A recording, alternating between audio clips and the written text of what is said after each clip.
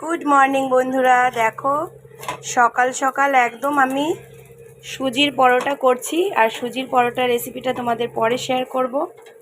আর এখন একদম গরম গরম সুজির পরোটা খাবো।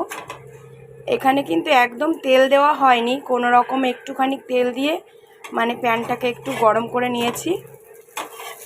তারপর এখানে টক দই, পেঁয়াজ কুচি, আদা কুচি, কাঁচা লঙ্কা, গাজর কুচি সমস্ত কিছু দিয়ে সুজিটাকে একটু সেদ্ধ করে মেখে তারপরে পরোটা করছি আর কি।